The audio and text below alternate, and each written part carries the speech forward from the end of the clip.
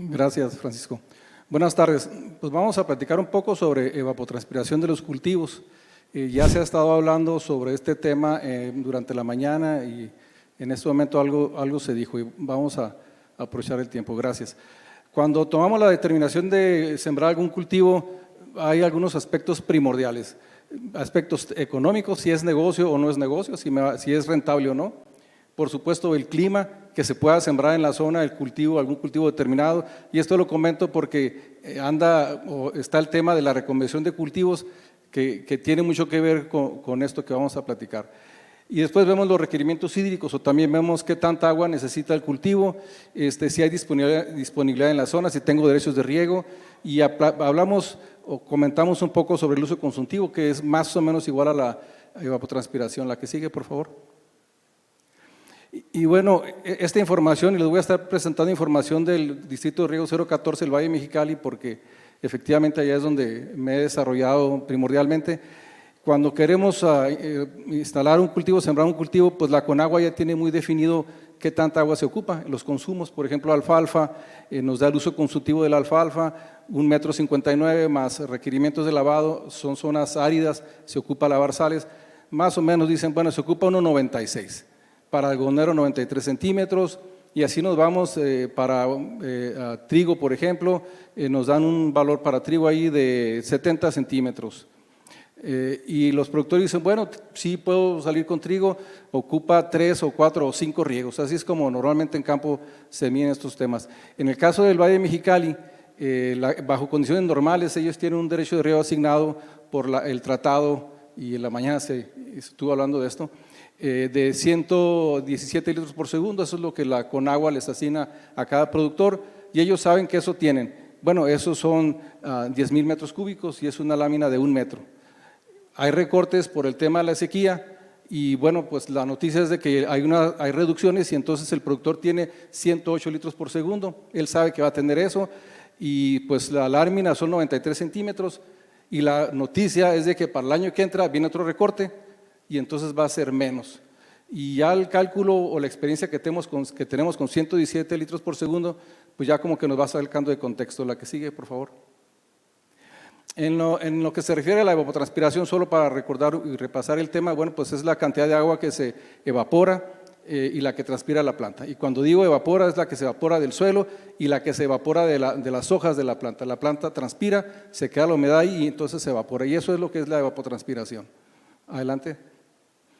Y cuando ya nos metemos en el tema agrícola, ¿qué es lo que hacemos para trasladar esto a un cultivo? Bueno, lo que se hace es determinar la evapotranspiración de un cultivo determinado y entonces se le llama esto evapotranspiración de referencia.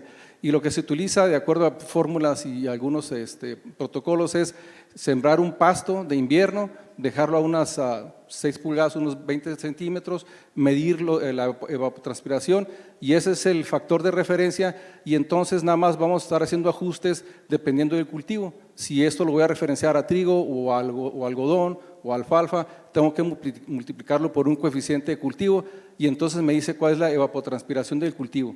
Si yo quiero saber cuánto tuve ayer de evapotranspiración del algodonero, por ejemplo, tomo el dato de la IT de referencia, lo multiplico por un factor y ya me da el de cultivo. La que sigue, por favor. Hay algunos sitios de consulta en este momento, Arizona tiene algunos sitios, Nuevo León, Texas, Arizona es muy específico, ustedes se pueden entrar ahí y les va a dar el dato para algodonero. Es una zona fuertemente algodonera y los algodoneros ahí no tienen ningún problema y algunas otras informaciones en los otros sitios. La que sigue, por favor. Y quiero referirme a lo que se hace en la cuenca baja del Colorado. Y empezamos con el estado de California, tiene desde 1982 una red para la determinación del ET, 0 es ET de referencia, y ustedes pueden entrar en este momento a la página de internet que tenemos aquí y les va a decir cuál fue la evapotranspiración de referencia de ayer, de antier, el acumulado, y eso utilizarlo en sus campos agrícolas si estuviéramos allá. La que sigue, por favor. Y también tienen una herramienta nueva, relativamente nueva, que en mi opinión es lo que desearían todos los planeadores en temas del agua. Pueden proyectar, hacer predicciones de evapotranspiración de 3 hasta 7 días, son 3, 5 y 7 días. Entonces, si yo estoy regando una alfalfa, por ejemplo, en el Valle Imperial, que es cruzando la frontera de Mexicali, y quiero saber qué tanta evapotranspiración voy a tener la próxima semana, entro a este sitio y con eso yo puedo pedir ya por adelantado el agua. Y también los distritos de riego con esto pueden ellos planear cómo va a estar la demanda de agua. La que sigue, por favor. En el 2003, perdón, se inició con una red similar a la de California en Mexicali, mismo sistema, misma tecnología, CIMAR BC, y esto agradecemos al Estado de California que nos dio la información y a UC Davis que nos ayudó a instalar esto. Se iniciaron con 5 estaciones agroclimatológicas, quiero aclarar, en el Valle de Mexicali, y después se trasladó 12 más en la zona costa del estado, en donde hay problemas serios de humedad, y allá los horticultores la recibieron, pero con mucho ánimo. La siguiente, por favor. El INIFAP se involucró con este tema desde el 2009 y se elaboraron manuales y muchos talleres y demás. La siguiente.